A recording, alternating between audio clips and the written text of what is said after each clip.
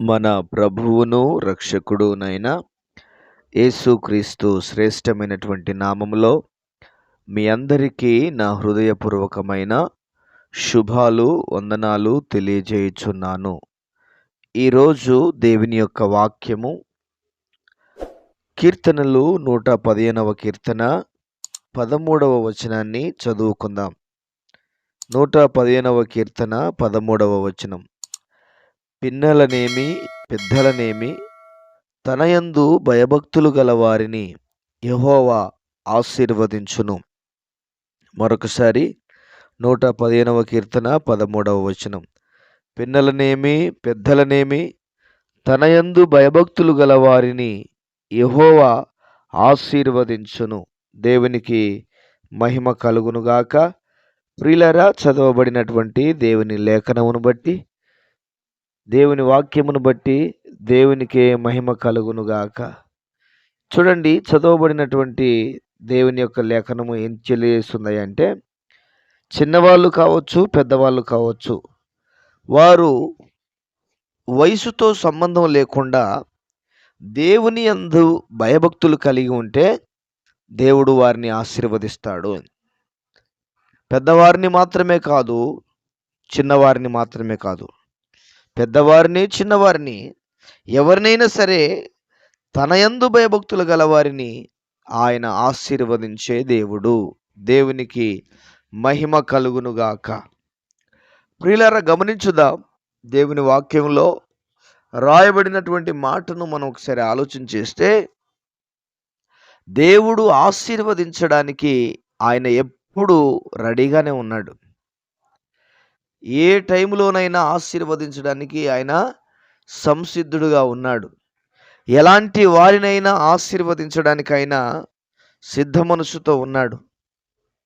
కానీ మన జీవితంలో ఉన్నటువంటి భక్తికి సంబంధించినటువంటి వెలితి వలన, భక్తికి దేవునికి సంబంధించి వెలితి వలన మనల్ని దేవుడు దీవించలేకపోతున్నాడు.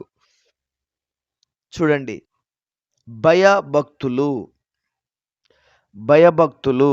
భయము భక్తి. భయం ఉండాలి, భక్తి ఉండాలి. భయము లేకుండా భక్తి లేదు.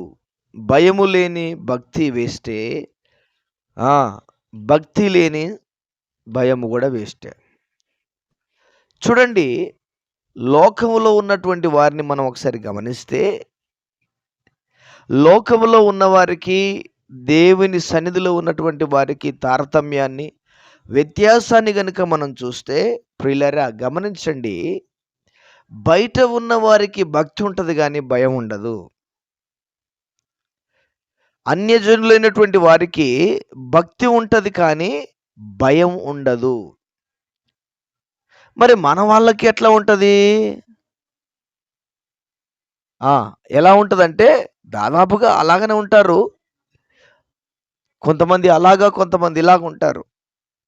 కానీ భయము భక్తితో కూడినటువంటి జీవితం అనేటువంటిది ఆశీర్వాదకరంగా ఉంటుంది. గమనించండి, భయం అనేటువంటిది పాపము చెయ్యకుండా ఆపేటువంటిది. అందుకనే 4:4లో కీర్తన 4:4 అంటాడు, భయము నొంది పాపము చేయకుడి అంటున్నాడు. అంటే దాని అర్థం ఏంది? పాపము చేయడానికి మనం భయపడాలి. అయ్యో, పాపం చేస్తే, తప్పు చేస్తే నన్ను దేవుడు శిక్షిస్తాడు, దేవుని దీవెన నేను పొందుకోలేను, దేవుని యొక్క ఆశీర్వాదాన్ని నేను పొందుకోలేను అనేటువంటిది భయం తెలియజేస్తూ ఉంది. దేవుని మందిరానికి నేను వెళ్ళాలి, వెళ్ళకపోతే బాగోదు అనేటువంటిది భయమునకు సంబంధించినటువంటిది. మరి భక్తి ఏమిటయ్యా అంటే, ఆయనను ప్రార్థించడము, ఆయన సన్నిధిలో ఉండడము, ఆయనను ఆరాధించడము, ఆయన చేసిన మేలులకు కృతజ్ఞతలు తెలియజేయడము, ఇది భక్తికి సంబంధించినటువంటిది. గమనించండి, ఈ రెండు కలిస్తేనే భక్తికి ఒక అర్థం ఉంటుంది. భయము భక్తి. భయభక్తులు అనగా చెడుతనమును విసర్జించుట అని సామెతల గ్రంథంలో ఉంది. అంటే చెడుతనమును విసర్జించుట అంటే ఏమిటి? చెడు లేకుండా ఉంటే ఆటోమేటిక్‌గా భయభక్తి కలుగుతుంది మనస్సులో, జీవితంలో. చెడు అనేటువంటిది ఏమిటయ్యా? ఒక దొంగతనమా? వ్యభిచారమా? అబద్ధమా? నరహత్యనా? లంచం తీసుకోవడమా? మాత్రమే కాదు గానీ, దేవునికి విరోధంగా ఉన్నటువంటి ప్రతీది కూడా ఏమిటది? చెడుతనమే. దొంగతనం మాత్రమే చెడుతనం కాదు గానీ, దేవుణ్ణి సరిగ్గా ఆరాధన చేయకపోవడం కూడా. ప్రియమైన దేవుని బిడ్డలారా గమనించండి.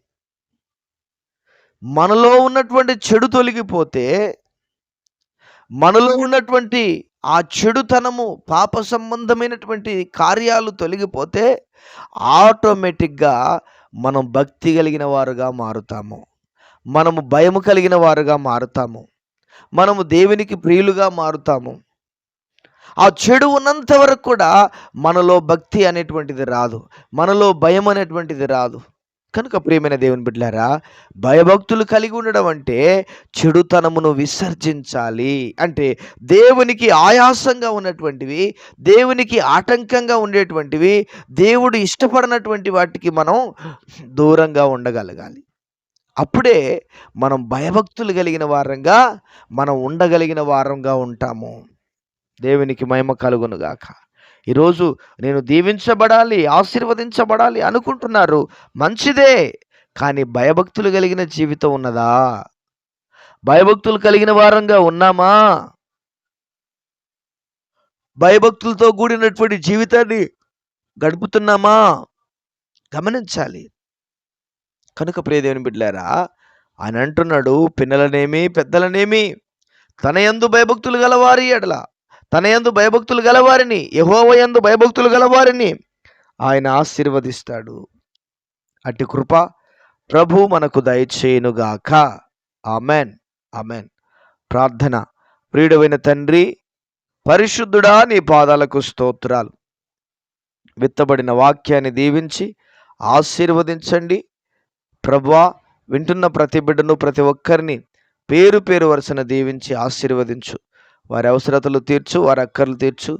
వారికి ఉన్న ప్రతి సమస్యను, ప్రతి ఇరుకును, ప్రతి ఇబ్బందిని తొలగించి ఘనమైన గొప్ప కార్యాలు మీరు జరిగించి మీ నామమునకు మహిమను తెచ్చుకోమని వందనాలు చెల్లిస్తూ యేసు నామములో అడుగుచున్నాము తండ్రి.